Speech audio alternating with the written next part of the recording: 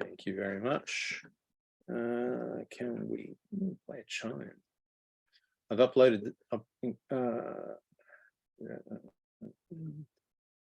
captions. Okay, so welcome aboard. Welcome to ECE380. Welcome to those students who have just come from Try One, like Muna, as well as other students that I had last year. It's always interesting how people work their course maps to join us. So in this trimester, we are covering inquiry into science curriculum. So I just wanted to get a feel, who's done science, who's done an inquiry at your center or your school or anything like that? Would you call it an inquiry, or is it kind of doing an activity? What do you think? You can pop your answer in the chat window if you want to. I just want to get a sense of, have you done anything like that before? If you haven't, that's fine. That's why we're here. That's why we're doing the class. I did a bit of inquiry in my humanities unit last trimester. Okay. Yeah. So I didn't do it with kids, but we did a lot of planning and activities like that we would do with the kids. Excellent. Okay, so it was planning, kind of, maybe, was it a professional learning thing, or was it? Yeah, so we did professional conversations as well in one of our assignments. So we discussed our discovery table that we had to do and what inquiry that worked with. Oh, okay, that's great.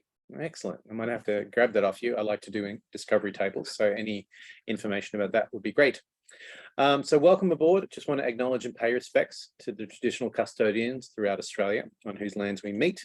We give thanks to the elders for their leadership in creating the legacy for the benefit of current, future and emerging generations. So welcome aboard. All right, so what we've got this trimester is we're going to be doing science inquiry curriculum. That's me. If you don't remember me, or maybe you come from another university, I teach ECE380. That is my email address. That is the office. I'm not in my office very much these days, working very much from home. I do try and get back to you within 24 hours. So if you're having an issue that you really just need, hey, yes or no, George, I can't find the link to the thing, and I don't get back to you within 24 hours, just email me again. Be nice. None of this, oi, George, you never got back to me or anything like that. Questions that you may have for the unit should go in the discussion space on Cloud Deacon. I'll show you where that is.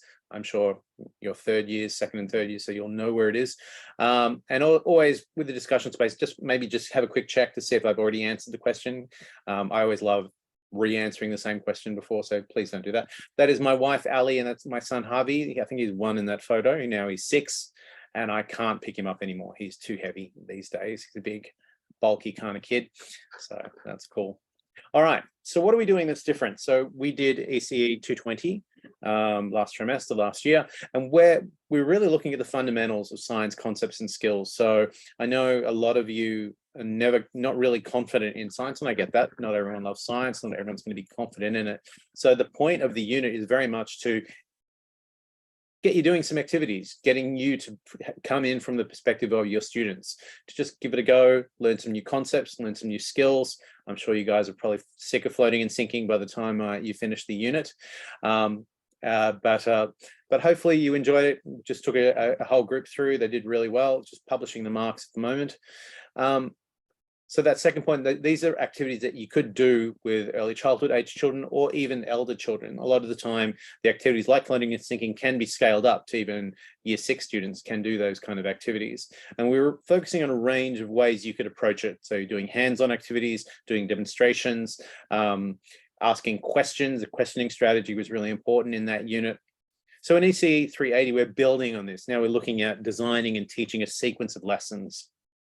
So a lot of you will be preparing for placement as we go through, and I'll talk about placement a little bit more as we go through the unit, not too much today. So you'll be planning a sequence of lessons, you'll be running a sequence of lessons, but you'll also be learning about the fundamentals of inquiry-based learning. So we're going to touch on that a little bit today. Next week, we'll start to go through a bit more detail, the 5 E's. People heard of primary connections before? A little bit? Okay. So primary connections is a sequence of inquiry learning modules, and we really will be basing what we do on some of those. And you'll also be teaching an inquiry sequence of lessons. So that'll be an exciting thing, because while planning of it does really feed our brain, it's really the actually doing of it and seeing how it goes right. And of course, seeing how it goes wrong. That's really important. And we're in education, so it doesn't matter if it goes wrong. It just matters if you can learn, you can critique yourself. What did I do wrong? How would I do it better next time? Really becomes an important kind of thing. Placements are coming up 28th of August to September 15. Of course, you may have different issues that you're dealing with the professional experience office. That's up to you.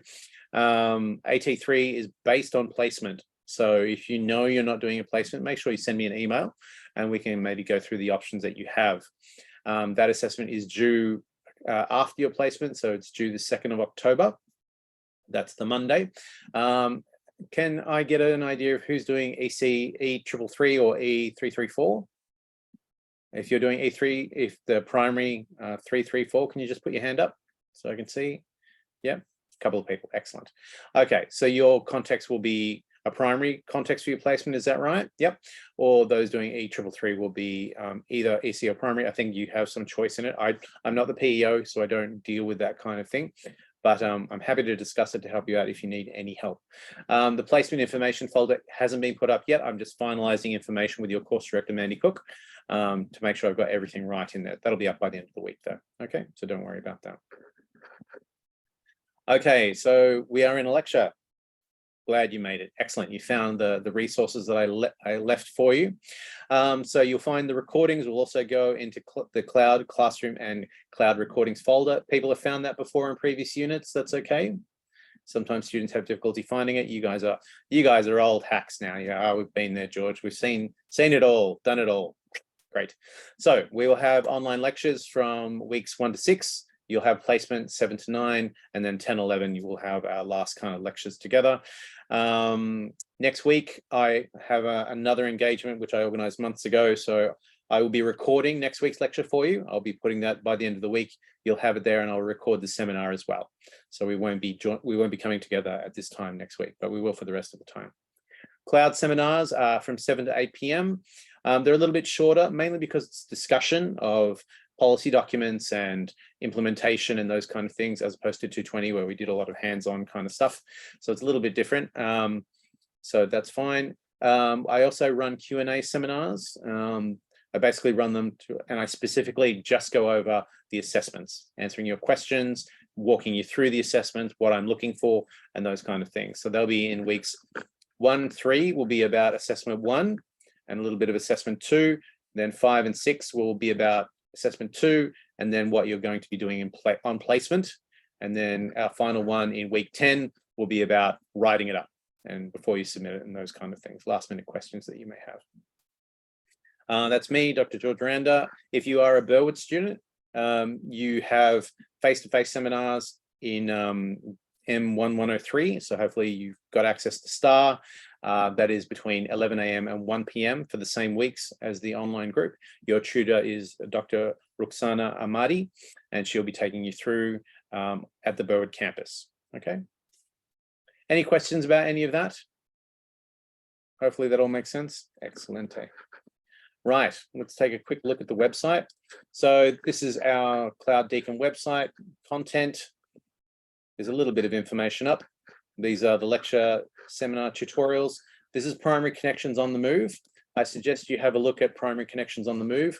I'll be using these as examples of inquiry learning. So I suggest you download this and you start having a look through it now. Not right now, but after the lecture is finished today, and start reading through it, because I'll be looking at these words: engage, explore, explain, elaborate, and evaluate. So it's really important. Start to get your head around that information there. Elaboration of the 5E model. Make sure you do some reading about the 5E model. It really inform what you're doing in your assessments, all 3 assessment tasks. I also have the new versions of the Early Years Learning Framework, which I'll be putting in the readings folder. I don't have that up there yet. There is the link to the Early Years textbook that we'll be using, same one as from 220. You can access that online. You don't need to get a physical copy or buy a copy or anything like that. We have our P to 8 guide that we had in 220, kind of unpacking the kinds of activities you might want to do. If you want to, challenge yourself by constructing something new and original or following the 5Es, that's up to you. Another textbook, which is Science with Young People. Yeah, Exploring Science with Young People is an interesting book to have a look at as well. There's an online version just for a different kind of perspective. It's good to read a number of different books to see how things are done in the early years science learning space. So make sure you have a look at that one. Anything else I want you to have a look at? This is a primary science textbook. You can have a look at that. Not critical that you do. And this is the Primary Connections website. So as well as the one that I gave you, On the Move, the Primary Connections are a series of modules that are being created to teach inquiry learning at a primary kind of level. They do range from foundation all the way up to year 6.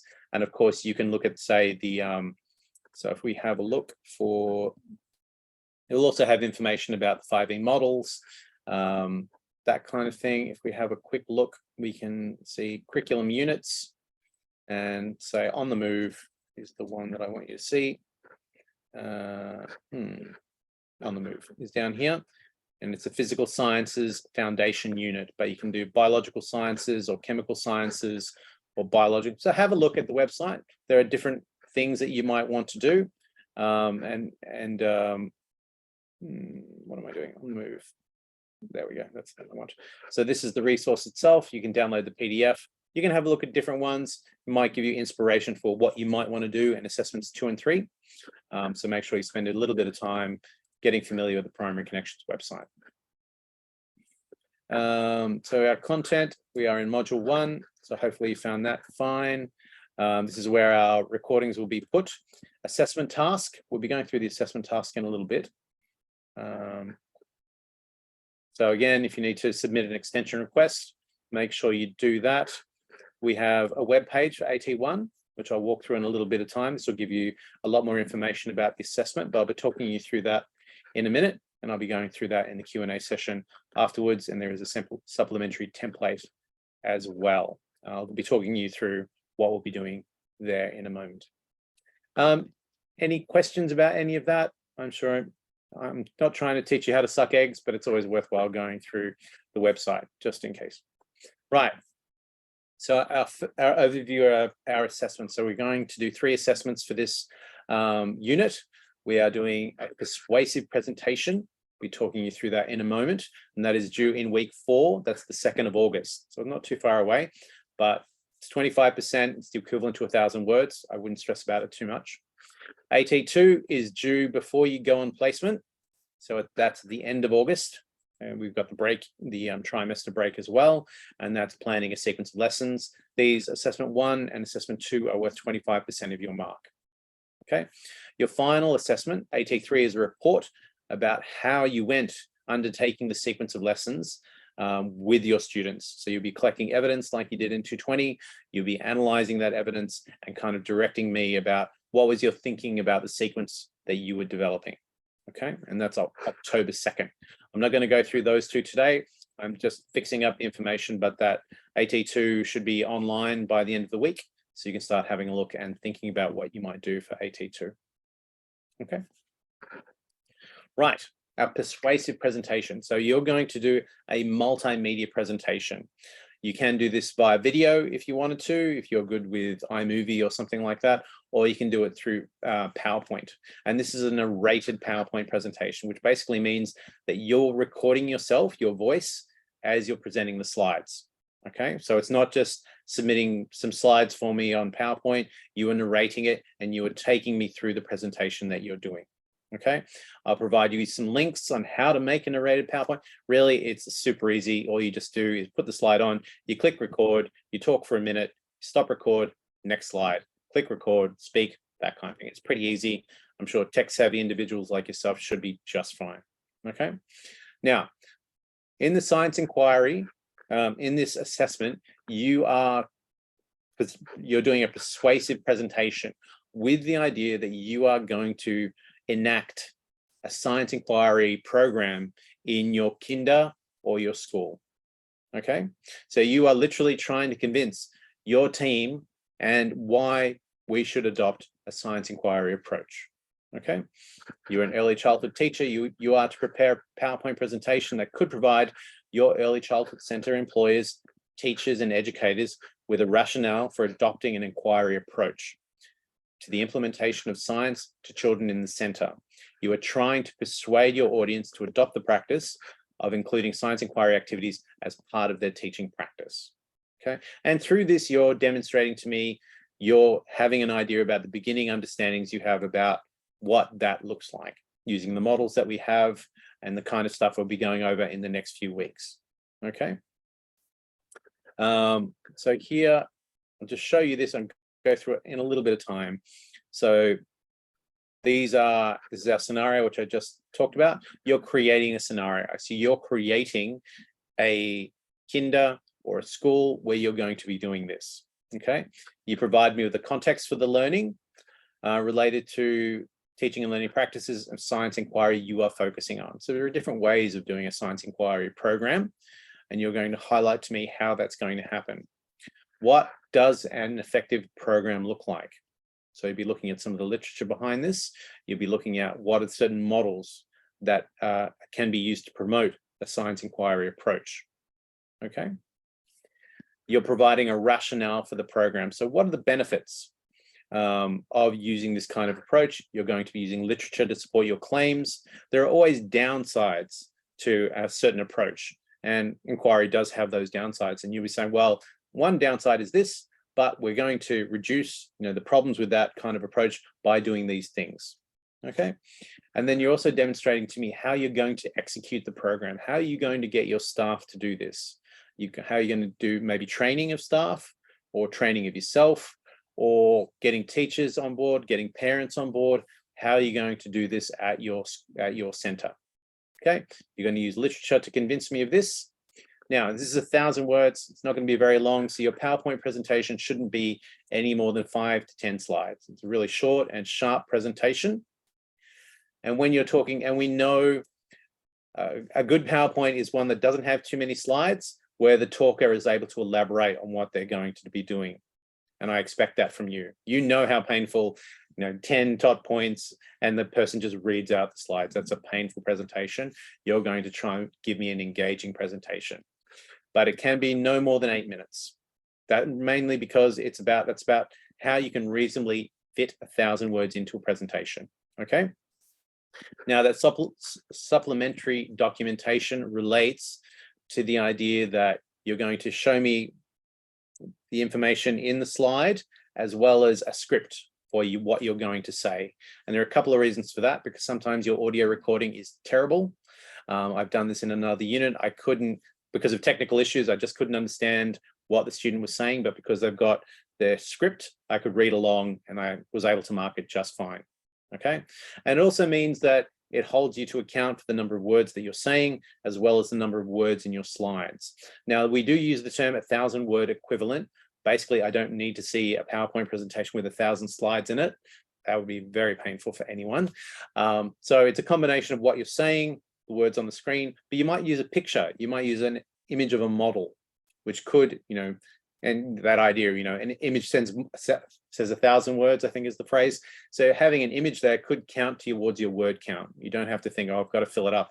No, if you've got an image that you're talking about as your model, that could be worthwhile. Okay, so you're going to submit your PowerPoint presentation and the supplementary documentation together. Okay, and also it allows us to do a Turnitin analysis of what you're going to be doing. But I'll talk more about this in the Q&A session later on. Okay, so, and then we've got our assessment criteria of what you're going to look at and that sort of thing. Okay, that's a very quick run through. I don't expect you to be a professional, to be totally confident with this yet, but we'll go through this in the Q&A session later on.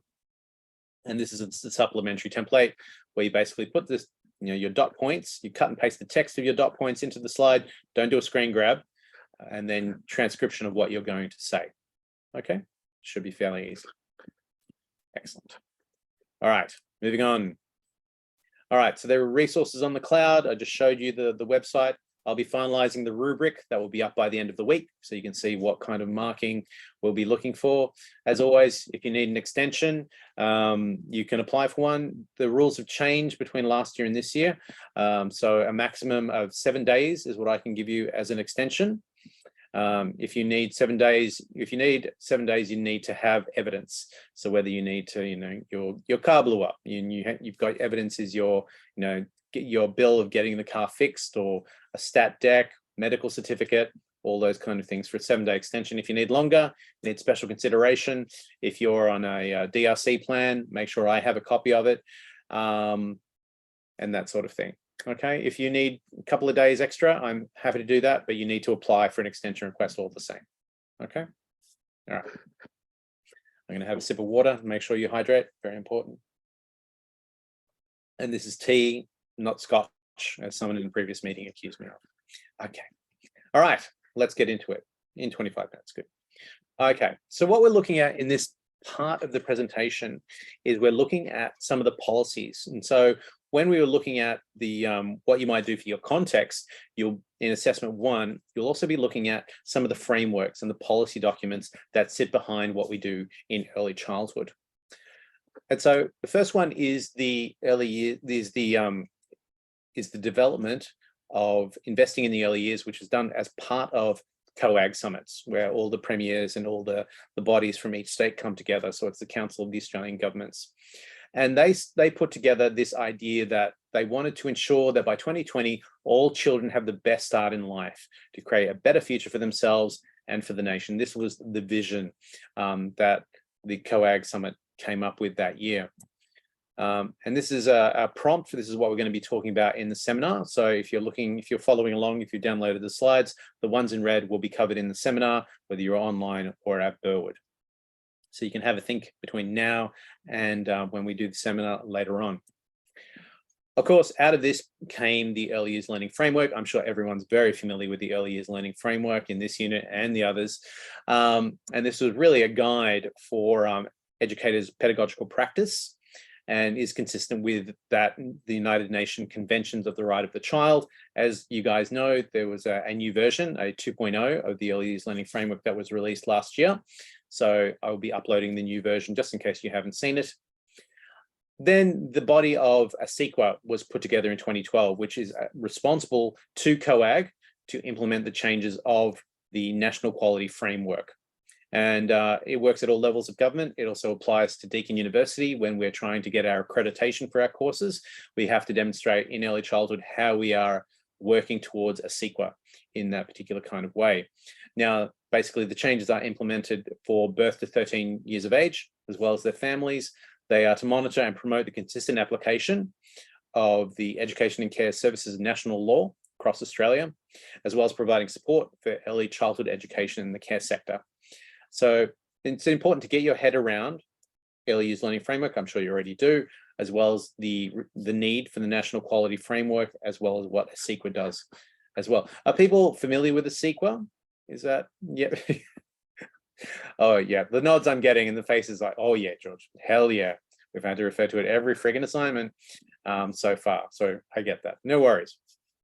So what we're doing in the National Quality Framework is applying the National Legislative Framework. We are also looking to improve the safety, health and well-being of our children, looking out for their outcomes, and also providing families with an understanding of what quality service can look like in an early childhood centre. And they're responsible for working with ECE380 to make sure that these standards are maintained.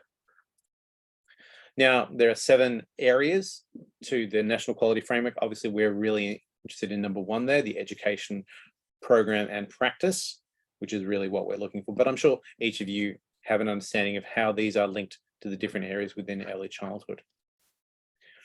So again, this is another point to think about. We'll be discussing this in the seminar, putting together a concept map. I'm not going to dwell on that at the moment. Now, of course, there are the Australian professional standards for PSTs, pre-service teachers, through ECE380, and these standards can be categorized into 3 different domains. So professional learning, professional practice, as well as professional engagement. And have you guys had to deal with the ECE380 standards so far? Yep, excellent. So hopefully you're starting to come to terms with those points of knowing your students and how they learn, knowing your content and how to teach it. And this could be a challenge in science when maybe you're not so confident in the content and how to teach it. Hopefully you're really confident after 220, but it's always good to dip back into the well in that way. Professional practice, working in our centres, in our schools, having professional relationships, making sure they're supportive. That third point there in blue, assess, providing feedback and reporting on student learning, obviously very critical to what we do, as well as professional engagement. So making sure that we're maintaining our knowledge, qualifications, and skills as we go through our careers.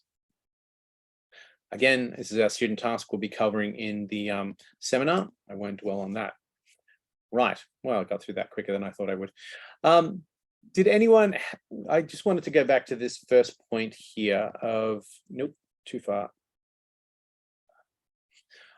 Can I get your ideas about these points here? Knowing your students and how they learn, are you confident in these areas? Or let's say, are you confident in science with these areas? So again, 1 to 5, 5, I'm super confident, George.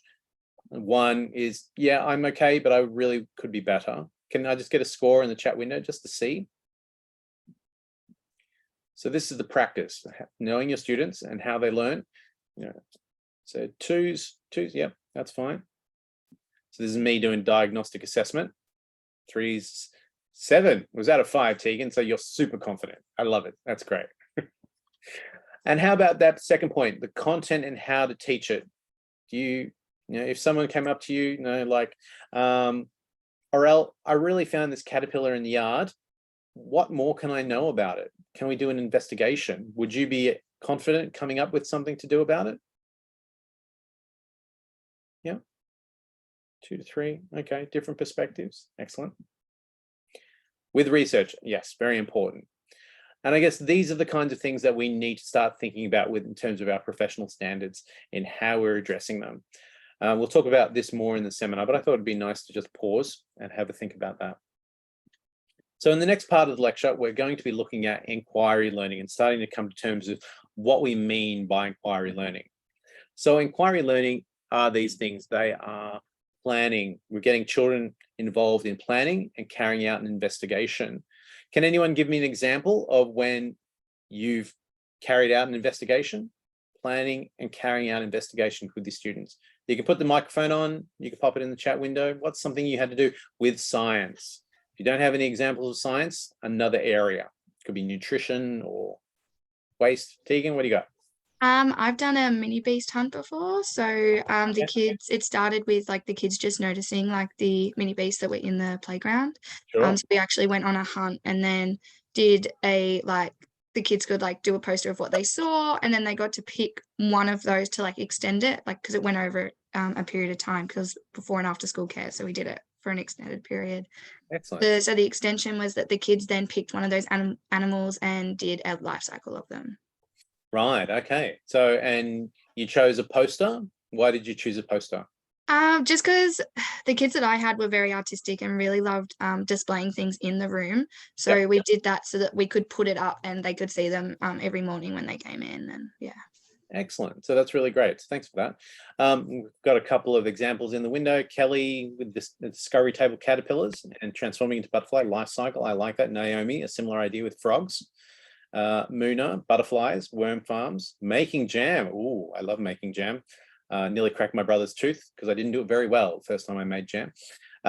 Spontaneous exploration of earthworms. Excellent. Lots of different ideas, a lot of them biology based, and that's fine. So planning and carrying out investigations, I like Tegan's kind of building on the interests of the students in the first place. How about proposing explanations and solutions? How have people gone with that? What makes a correct solution in science? How do we know we've come up with the right answer?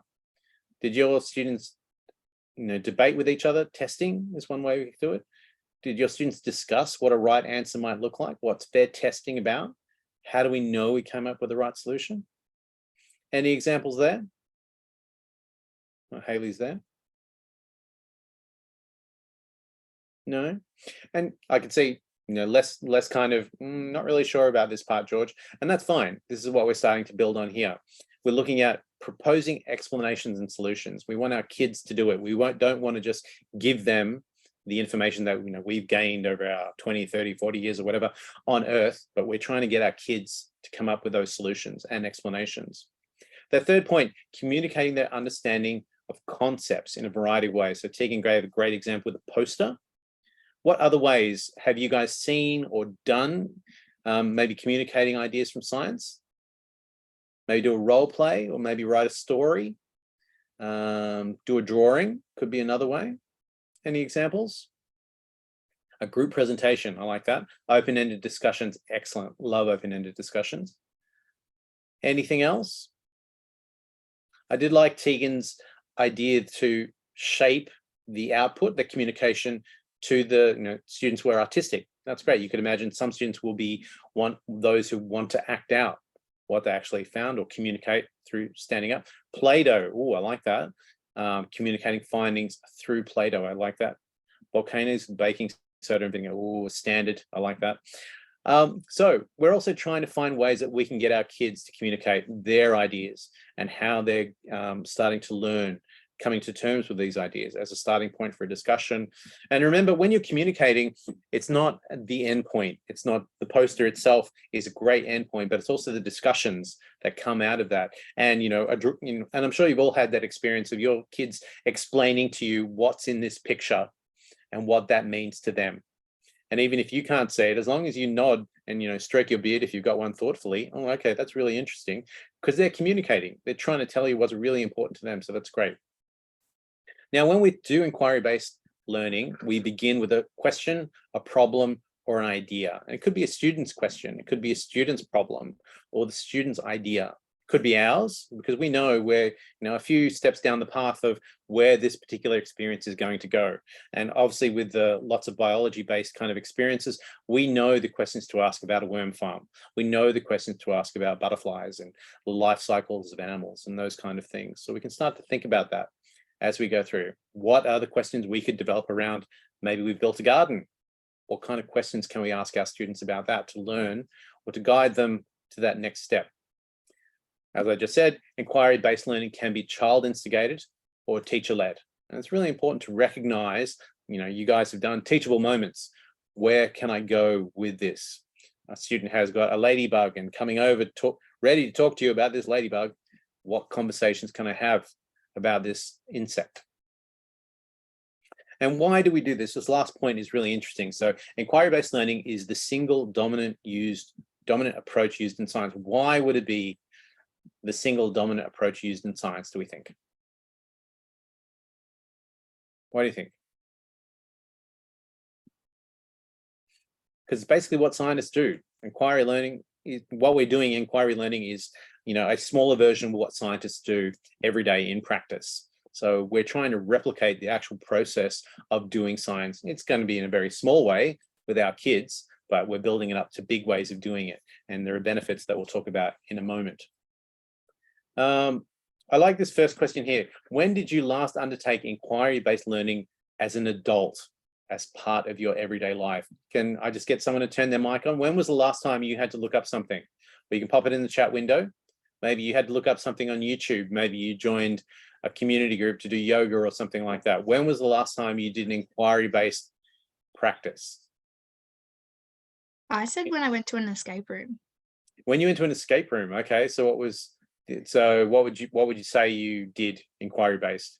I think maybe like just testing like the different puzzles and communicating like with my team, trying to work out our different ways to go about it, and then sort of testing of like the best ones that came out of that, and then yeah. Nice. Anyone else offer an example? So we are going to science museums. Excellent. I had to learn when I was like 18. The first time I had to figure out how to change the tire on my car. I'm sure you've all had that kind of experience, whether you're trying to cook something or we had to figure out the type of glue because my son broke his iPad cover. We had to learn what kind of glue that you use to stick the cover back together. And apparently it's a really nasty type of glue. We had like masks on and gloves. We had to do it outside, these kind of things. And these are the kinds of things that we learn about. I play in ECE380. I learned ukulele. So I've learned how to do slide ukulele and that kind of thing. So all these kind of things, we know how to try and do this. We're going to talk about that more in the seminar later on. Now, what are some of the benefits of an inquiry process. And these are the kinds of things I would expect to see in your AT1. These are kind of, why do we do a science inquiry process? So when you're writing AT1, make sure you come back to look at these slides. These are from a textbook, the Science Value Learning textbook that I referred to before. So the benefits: encourages children to think and work in a scientific manner to answer their own questions. So this really is about giving students a sense of agency, that they can do these things. It helps children understand the world around them, that they can ask questions about the world. What the hell's up with the shadow? Why does it keep following me? What kind of inquiry can I do about this? Or maybe they're a bit worried about maybe an animal being sick. Maybe a bird's wing isn't working as well. What are the purpose of wings? How do we get rid of, how do we compost? Developing science skills and positive attitudes to science. Now, I know everyone doesn't love science in this room, doesn't love science as much as I do, but it is literally your job to make sure your students have a positive outcome from their experiences with you. Okay, and developing their science skills, how to make an observation, how to make a prediction, how to come up with an explanation for something, really important. And it encourages their interest and curiosity. So when they start to realize, I can answer this question, I can come up with a way to answer this question. And it helps them understand the place of evidence and information in solving problems or making decisions. And that's really important. I'm sure all of us get on social media or emails, those dodgy phishing scams that purport certain things. But answering the question of, well, have we really answered this question? If we're doing an investigation, what more do we need to do to really come up with it? Or if we're dropping whirlybirds that come down, how is a fair test? Remember, you might remember cows moo softly that we talked about in 220. The idea of how do we come up with an inquiry, and how do we test it? We change something, we measure something, and we keep everything else the same. Okay, is that an adequate answer to the question? And your students will be able to answer that to varying kind of degrees. Now, of course, there are always downsides. So it's not like that inquiry-based science is this pot of gold with no downsides. There's always going to be an issue. So one of them could be, that first point, a lack of experience in undertaking their own inquiries. And it's going to range. You're going to have kids who are 3 that are just starting to think about these things, and you're going to have students that are, in primary. They'll have a range of different kind of experiences. How to ask the right question is really important. Okay, remember, science can only answer certain questions. It can't tell you what is the meaning of life. That's not a science question. It can't tell you what it means to be a good friend. That's a great philosophical question, but it's not a science question. I'd love, a good measurer would be a lovely thing to have. Not sure, kids aren't sure how to make a prediction. Can anyone tell me what's the difference between a guess and a prediction? What do you think? What is the difference between a guess and a prediction? Maybe pop it in the chat window if you've got an idea while I have a sip of water.